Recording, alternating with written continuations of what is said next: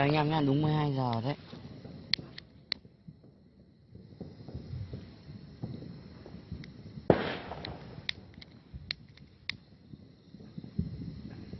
Tốt.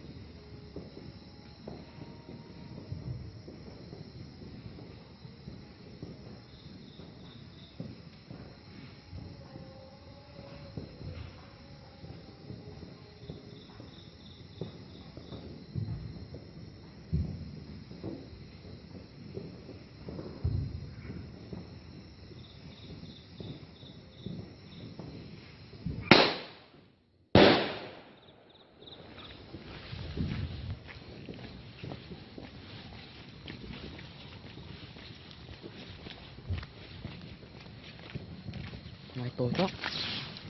Của tiếp nha.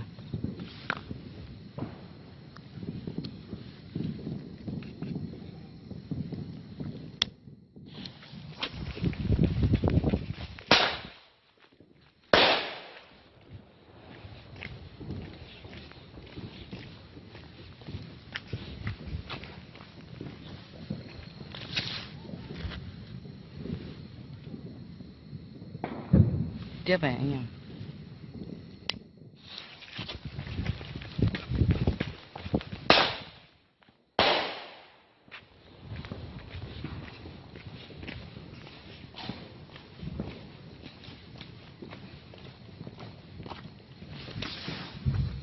Đổ hết thuốc rồi.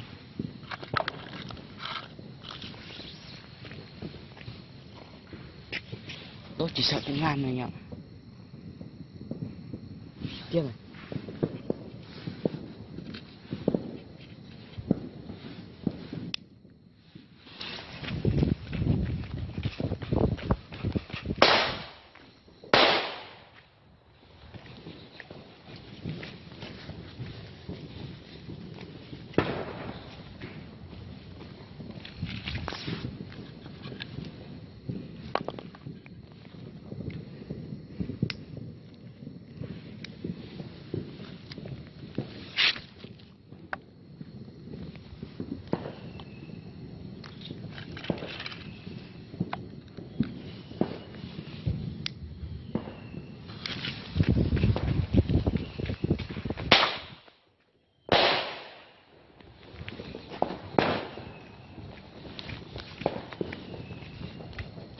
Tiếp tục nha anh em nhá.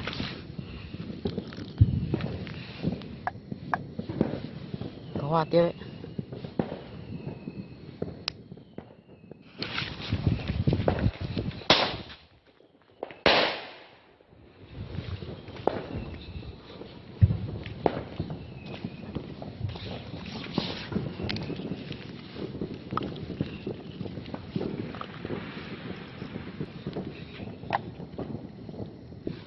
Hai quả này.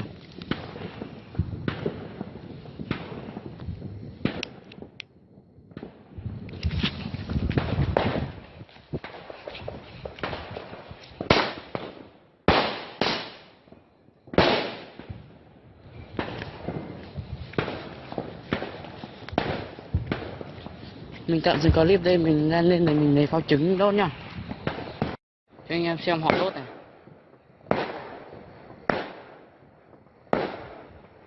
Đẹp chưa?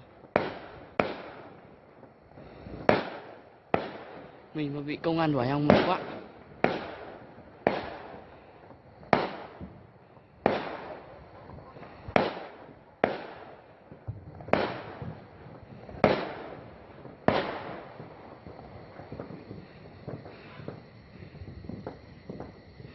Thế là đốt ở đây đốt dầm gì à?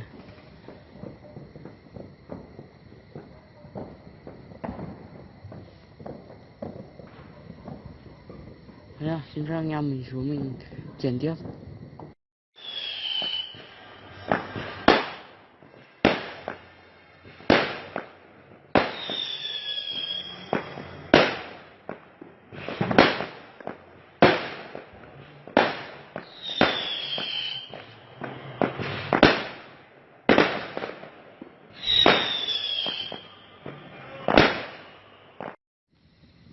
Tiếp tục nha anh em, vẫn pháo hoa ấy.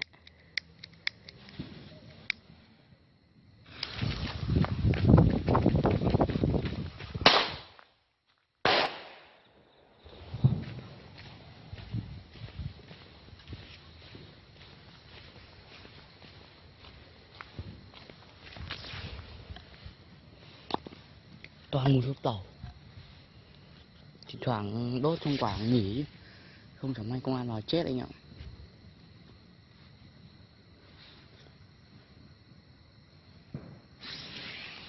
Tiếp nha.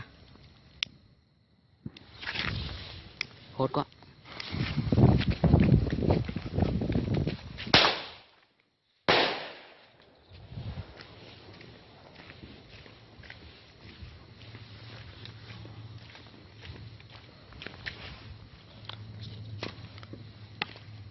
Tiếp này.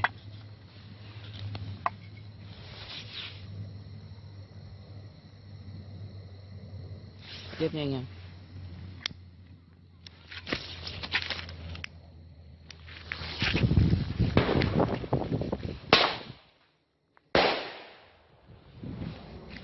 Nhấp nháy đẹp cực anh em.